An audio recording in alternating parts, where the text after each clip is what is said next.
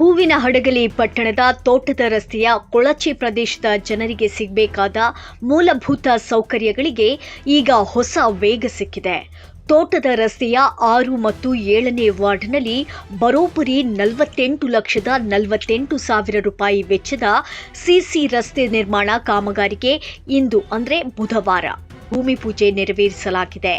ಕರ್ನಾಟಕದ ಕೊಳಗೇರಿ ಅಭಿವೃದ್ಧಿ ಮಂಡಳಿಯ ವತಿಯಿಂದ 2025-26ನೇ ಸಾಲಿನ ಯೋಜನೆಯಡಿ ಈ ಬೃಹತ್ ಕಾಮಗಾರಿ ಮಂಜೂರಾಗಿದೆ.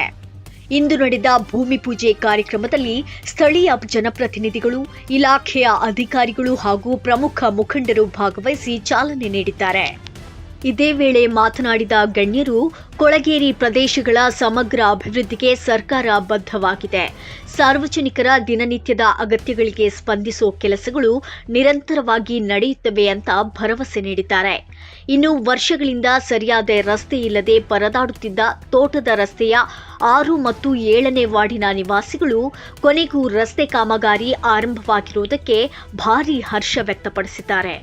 ಅಷ್ಟೇ ಅಲ್ಲದೆ ರಸ್ತೆ ಕೆಲಸ ತೀರಾ ಗುಣಮಟ್ಟದಿಂದ ಕೂಡಿರಬೇಕು ಮತ್ತು ಶೀಘ್ರದಲ್ಲೇ ಮುಗಿದು ಸಾರ್ವಜನಿಕರ ಬಳಕೆಗೆ ಸಿಗಬೇಕು ಅಂತ ಸ್ಥಳೀಯರು ಆಶಿಸಿದ್ದಾರೆ.